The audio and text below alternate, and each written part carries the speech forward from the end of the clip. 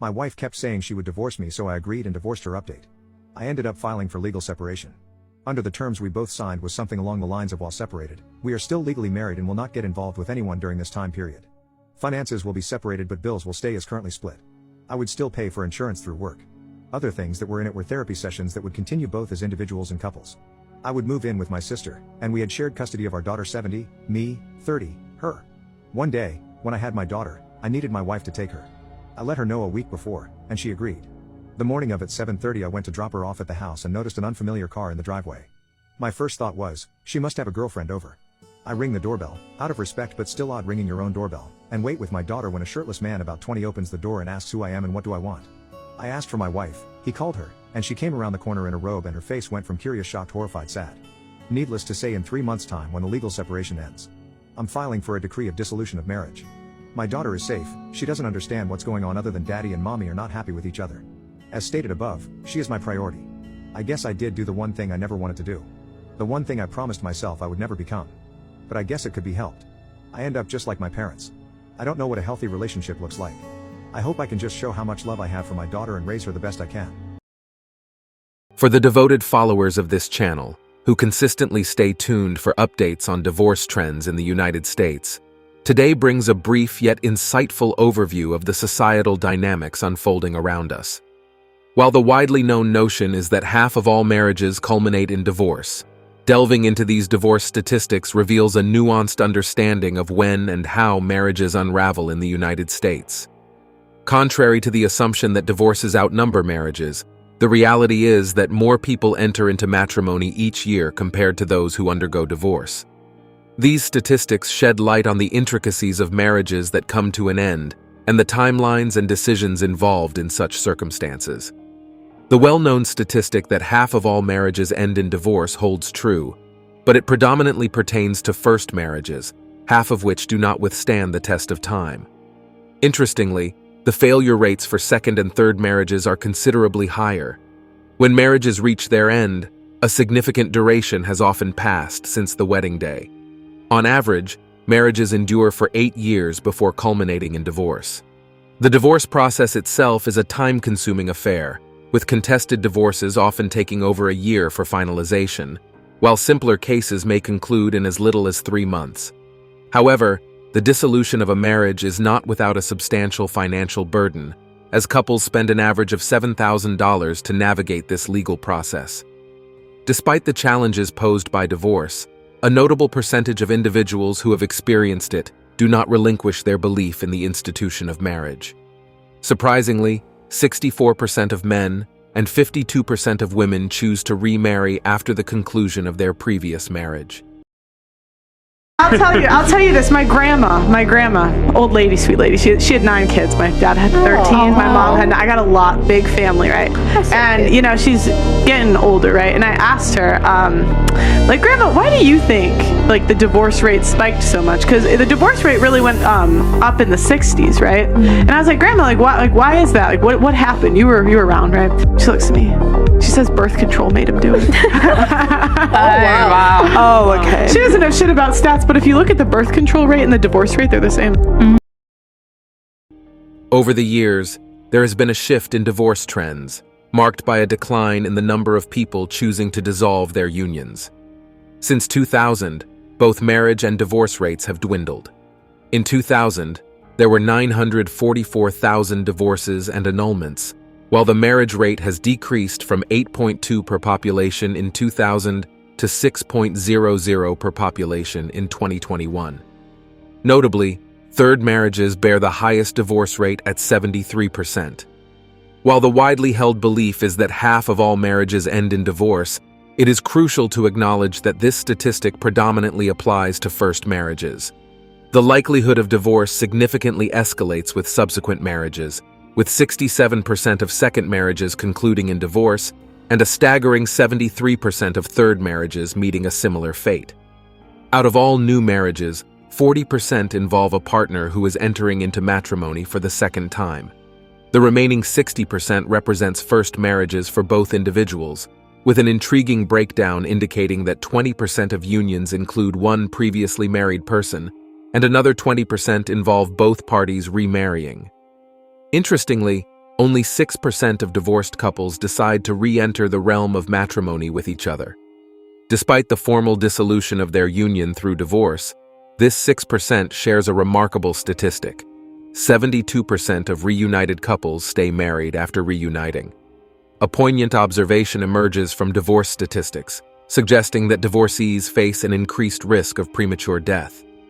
The mortality rate for divorced individuals stands at 1,363 per 100,000, significantly higher than the rate of 779 per 100,000 for married couples. This risk is more pronounced among divorced men, with a mortality rate of 1,772 per 100,000, compared to divorced women at 1,095 per 100,000. Decisions regarding the family home become particularly contentious during divorce proceedings and property settlements. In 2022, 53.4% of divorced individuals were homeowners, while 46.6% were renters, underscoring the complexity of resolving housing matters post-divorce. A noteworthy revelation pertains to couples who choose to cohabitate before marriage. This choice appears to be a predictor of divorce, with 57% of couples who did not live together before marriage sustaining unions lasting 20 or more years, compared to 46% for those who cohabitated before tying the knot. The reasons behind this trend are multifaceted, potentially linked to religious beliefs and the transformative nature of marriage. Social dynamics also come into play, as having friends who have experienced divorce heightens the risk for a couple's own marriage to end. Couples with divorced friends face a 75% increased risk, and even those with friends 2 degrees removed from divorce exhibit a 33% higher risk. Sociologists posit that divorce may function as a social contagion within certain social circles. While couples cite a myriad of reasons for ending their marital relationships, common explanations include a range of factors that contribute to the complexities of navigating the intricacies of marriage and its dissolution. The leading cause of divorce is commonly identified as a lack of commitment. Successful marriages require both partners to be dedicated and serious about the longevity of their union. Surprisingly, 75% of individuals and couples attribute their divorce to this lack of commitment, surpassing even infidelity as the most prevalent reason. Infidelity, cited by 60% of divorced couples, stands out as another significant cause of marital dissolution. When a marriage is meant to be monogamous, a breach of this commitment can erode trust and lead to irreparable damage. Various factors contribute to divorce, such as abuse, which alters the divorce process, particularly when an abuse victim negotiates with their abusive partner. In such cases, an uncontested divorce mediated by a third party may not be the most suitable approach. The impact of income on divorce rates is evident, with a steady decrease from 40% to 30% as income rises. Couples with a household income of around $200,000 maintain a divorce rate of approximately 30%, while rates dip closer to 25% when income reaches $600,000. However, once income surpasses $600,000, divorce rates steadily climb back to 30%, indicating a complex relationship between income levels and marital stability. Contrastingly, couples below the poverty line experience higher divorce rates, with living conditions and financial stress exerting substantial pressure on marriages. Research indicates that up to 46% of adults aged 18 to 55 below the poverty level have undergone divorce. Additionally, the American Community Survey by the U.S. Census reveals that, in 2022, 12% of men and 19% of women living below the poverty line were divorced. Divorce rates show a similar trend among men and women not in the labor force, indicating that the employment status of either partner can impact the likelihood of marriage survival. In 2022, 21% of divorces involved men not in the labor force, while 22% involved women who were not working. The age at which partners marry also plays a crucial role in the longevity of a marriage. Couples at both the younger and older ends of the age spectrum tend to experience higher divorce rates. Marrying before the age of 32 is associated with lower divorce rates, with couples marrying at 25 being 50% less likely to divorce compared to those marrying at 20. However, after age 32, divorce rates increase by 5% per year until the age of marriage. In 2022, the average age for men who divorced was 46, while for women, it was 44.